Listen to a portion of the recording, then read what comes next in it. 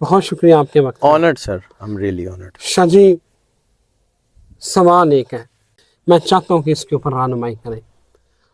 سقراط جو ہے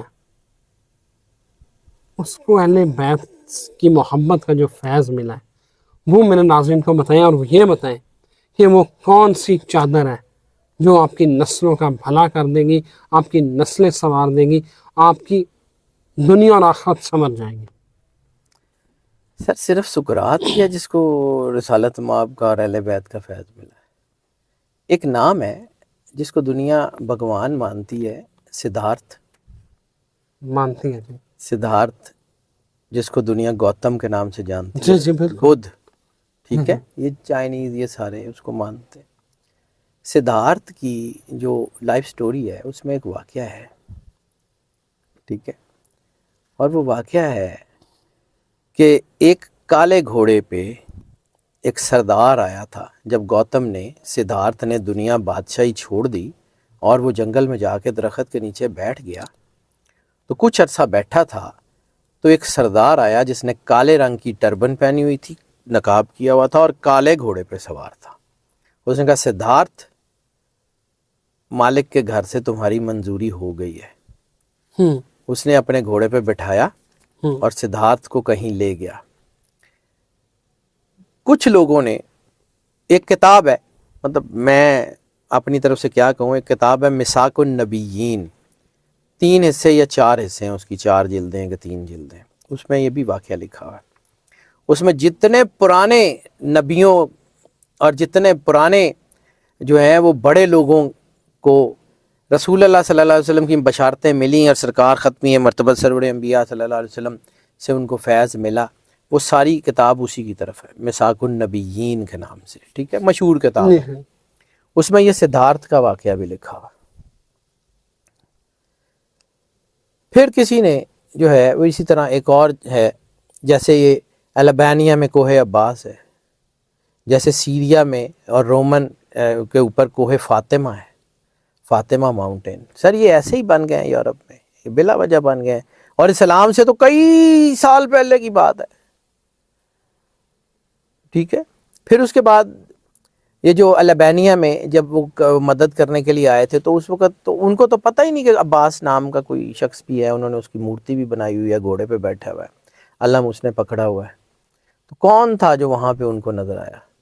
سر یہ اللہ کی شاعر ہیں، اللہ کی نشانیاں ہیں جو اللہ نے دنیا میں رکھی ہوئی ہیں۔ ہوتا وہی ہے جو اللہ چاہتا ہے، اللہ جس کو چاہتا ہے عزت دیتا ہے، جس سے مرضی جو مرضی کام لیتا ہے، ٹھیک ہے۔ اللہ نے رسول اللہ صلی اللہ علیہ وآلہ وسلم اور ان کے گھر کو کسی کام کے لیے منتخب کر لیا، اور مساک النبیین بھی یہاں سے شروع ہوتی ہے کہ اللہ نے جو نبیوں سے وعدہ لیا تھا کہ تمہارے بعد یا تمہاری زندگی میں میرا ایک نبی آئے گا، میرا ایک خاص آئے گا، اگر وہ آ جائے تو پھر تم اس کی اطاعت کرو گے، اس کی مدد کرو گے۔ تو ہر نبی اپنے آنے والے لوگوں کو بتا کے جاتا تھا، جیسے پہاڑی واس پہ ماؤنٹین کے اوپر عیسیٰ علیہ السلام نے کہا تھا کہ سنو اے بنی اسرائیل کی بھیڑو، میرا جانا تمہارے لیے مبارک ہے، میں جاؤں گا تو وہ آئے گا، وہ روشن آفتاب، وہ روشن آفتاب جس کا ذکر عیسیٰ علیہ السلام کر رہے تھے، وہ کون ہے؟ نبی کریم صلی اللہ علیہ وسلم۔ وہ جس کا ذکر حضرت داؤد نے کیا تھا، وہ کون ہے؟ وہ جس کا ذکر جو ہے، جس کے نام سے وہ جو مولا حسین علیہ السلام نے فرمایا تھا جب آپ نے وہ کربلا کی جنگ میں وہ زرہ کو ایسے توڑ دیا تو اس نے کہا یہ تو داؤد کا معجزہ تھا، تو یہ آپ کر رہے ہیں؟ انہوں نے کہا وہ ہمارا نام لے کے کرتا تھا۔ آدم علیہ السلام کو معافی کس کے نام سے ملی تھی؟ رسالت مآب سے، جو انہوں نے عرش کی ساق کے اوپر کچھ نام، علم الآدم اسماء کلھا، کہ آدم کو ہم نے اسماء کا نام دیا۔ وہ کون سے نام تھے جو عرش پہ لکھے آدم کو دکھائے گئے تھے؟ وہ کون سی ایسی ہستیاں تھی جس کے بارے میں اللہ نے شیطان کو کہا تھا انت من العالین، کہ تو ان بڑے لوگوں میں سے ہے؟ وہ عالین کون تھے؟ جو آدم سے بھی پہلے موجود تھے۔ تو کچھ تو تھا اس کائنات میں، آدم سے پہلے، کنتو کنزن مخفین سے پہلے کچھ تو تھا اس کائنات میں۔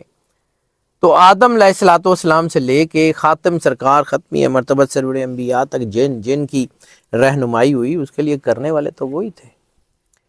کیا نیج الاسرار کا جو خطبہ ہے اس میں جو ہے وہ مولا علی نے یہ نہیں کہا تھا کہ جو ہے وہ میں نے عیسیٰ کی مدد کی؟ تو لوگوں نے کہا کہ جی آپ تو بعد میں آئے ہیں، عیسیٰ پہلے تھے. انہوں نے کہا کہ اس کا بھی وقت آنے پہ تم کو پتہ لگ جائے گا. تو ایسے ہی ایسا یہ کائنات کے بہت بڑے بڑے راز ہیں. اس وقت ہم مطلب بہت ساری باتیں ہم یہاں کریں گے، لوگوں کو سمجھ ہی نہیں آئیں گی کہ یہ گلاں کر رہے ہیں. وہ پہلا الزام تے سب تو پہلے اگر رسالت مآب اور سرکار ختمی مرتبہ دے گھر دا نام لے لئیے نا، تو سب تو پہلے جی تسی تے گئی شیعہ ہو. تو سر اسلام میں شیعہ سنی وہابی دیوبندی تو ہے ہی نہیں ہے. ایک اللہ، ایک رسول، ایک کتاب، یہ دین کی بیس ہے. ان کے اوپر کوئی تحریف، کوئی کچھ نہیں، کوئی قابل قبول ہی نہیں. نہ ایک اللہ کے اوپر، نہ ایک رسول کے اوپر، نہ ایک کتاب کے اوپر، کوئی چیز قابل قبول نہیں.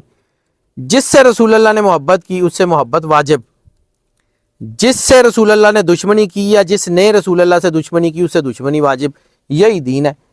ہوں جی اینو تسی ونڈنا شیعہ سنی وہابی جی تو بے شک ونڈ دے رہو.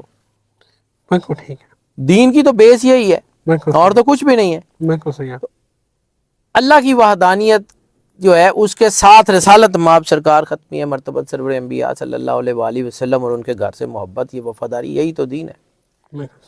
اب یہ جو چادر ہے تو کس چادر کا ذکر سب سے زیادہ اللہ نے کیا ہے؟ چادر تطہیر. جب وہ چادر تطہیر میں اہل بیت تھے تو اللہ نے کیا کہا، رسول اللہ نے کیا کہا تھا؟ ہا ہنا اہل بیت، یہی میرے اہل بیت ہیں. تو پھر جو آیات ہیں آیات تطہیر کی کہ اے اہل بیت، اللہ یہ چاہتا ہے کہ تم کو ہر طرح کی جو ہے وہ رجس سے دور رکھے. دور کرے نہیں، دور اس کو کیا جاتا ہے جس میں پہلے کوئی نجاست یا کچھ ہو. انہوں نے محفوظ رکھیا ہویا سی، اللہ نے محفوظ رکھے تو وہ محفوظ ہیں آج تک. ٹھیک ہے. ہاں ہم لوگ جو ہیں وہ اپنے کردار کی وجہ سے کیونکہ جو ہے وہ علائشیں چیزیں دنیا کی ہوتی ہیں، وہ جن کو اللہ نے چن لیا تھا وہ اب دوسری چیز. چادر نسلوں کا بھلا کیسے کر سکتی ہے؟ تو اس کا کانسیپٹ بڑا ہی آسان بھی ہے اور بڑا ہی مشکل بھی ہے. آسان اس لیے ہے کہ بتانے میں بڑا آسان ہے، اور مشکل اس لیے کہ کرنے میں بڑا مشکل ہے. ٹھیک ہے. رسالت مآب سرکار ختمی مرتبت سرور انبیاء صلی اللہ علیہ وآلہ وسلم کا گھر جو کربلا میں اجاڑ دیا گیا، رسالت مآب سرکار ختمی مرتبت سرور انبیاء صلی اللہ علیہ وآلہ وسلم کی آل اولاد جو کربلا کے دشت میں قتل کر دی گئی، رسالت مآب سرکار ختمی مرتبت سرور انبیاء کے بچے جو ہے وہ اس طرح ذبح کیے گئے کہ جس طرح کوئی جانوروں کو بھی نہیں کرتا. اور رسالت مآب سرکار ختمی مرتبت سرور انبیاء صلی اللہ علیہ وآلہ وسلم کے وہ پاک مقدس نفوس کے جن کے کبھی بال آسمان نے نہیں دیکھے تھے، ان کی چادریں چھین لی گئی. رسالت مآب سرکار ختمی مرتبت سرور انبیاء صلی اللہ علیہ وآلہ وسلم کی غیرت پہ ہاتھ ڈالا گیا. ٹھیک ہے. اب ہم اور تو کچھ کر نہیں سکتے سوائے یہ کہ رسالت مآب سرکار ختمی مرتبت صلی اللہ علیہ وسلم کے نام پہ، ان کی محبت کے نام پہ کسی کی بیٹی کے سر پہ عزت کی چادر رکھ دیں، کسی کی بیٹی کے سر کے اوپر. اور اگر ایسا کر سکیں تو سب سے زیادہ حق کن کا ہے؟ جن کا ہم کلمہ پڑھتے ہیں، جن کی ہم نام لیتے ہیں، جن کی وجہ سے ہماری بخشش ہے، جن کی وجہ سے ہماری شفاعت ہے. سرکار ختمی ہے مرتبت سرور انبیاء صلی اللہ علیہ وسلم. تو رسول اللہ کی محبت کی خاطر ایک چادر لیں، اس یقین کے ساتھ کہ یا رسول اللہ ہمارے پاس اس سے بڑا تحفہ تو اور کوئی ہے نہیں کہ ہم جو آپ کے گھر کو پیش کر دیں. تو رسول اللہ کی اولاد میں، سادات کے گھر میں، غیر سادات کی بات نہیں کر رہا ہوں، سادات کے گھر میں وہ چادر بڑی عزت کے ساتھ، بڑی تکریم کے ساتھ، ایسے جیسے اپنی ماں کو، اپنے جو ہے وہ بڑوں کو پیش کی جاتی ہے، عزت کے ساتھ سادات کے گھر میں وہ بطور تحفہ پیش کرتے ہیں. آسان نہیں چڑھانا،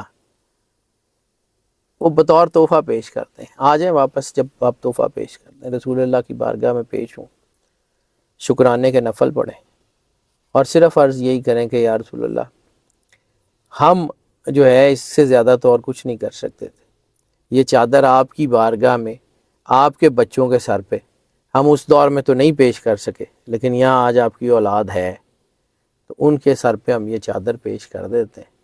تو مہربانی فرمائیے ہمیں اس جہان میں بھی اپنی پناہ میں قبول کریں, اگلے جہان میں بھی اپنی پناہ میں قبول کریں.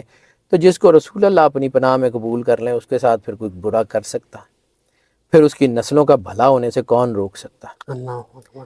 جس کو رسول اللہ صلی اللہ علیہ وآلہ وسلم اس جہان میں بھی اور اگلے جہان میں بھی اپنی پناہ میں قبول کر لیں, تو سر یہ چادر کا فارمولہ صرف اور صرف یہ ہے کہ رسالت مآب کی اولاد کو عزت کے ساتھ, تکریم کے ساتھ چادر پیش کریں اور رسول اللہ کی بارگاہ میں جا کے شکرانے کے نفل پڑھ کے دعا کر لیں. دیکھیں ہوتا کیا ہے. اللہ اکبر. بہت شکریہ شاہ جی آپ کے وقت کا, بہت شکریہ. آپ شاہ جی نے کہا کہ یہ بتانا آسان ہے, کرنا مشکل ہے.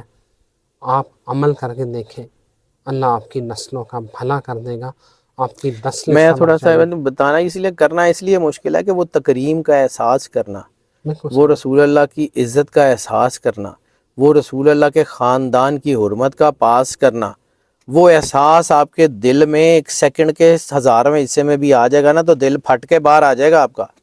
نہ اگر رسول اللہ کے گھر کی تکلیف آپ کو, رسول اللہ کے خاندان کی تکلیف آپ کو ایک سیکنڈ کے 1000ویں حصے میں بھی اپنے اندر محسوس ہو گئی نا, بس وہ آپ کی نسلوں کا بھلا کر دے گی. کائنات میں کوئی اور چیز آپ کو روک ہی نہیں سکے گی اگر آپ رسول اللہ سے جڑ گئے.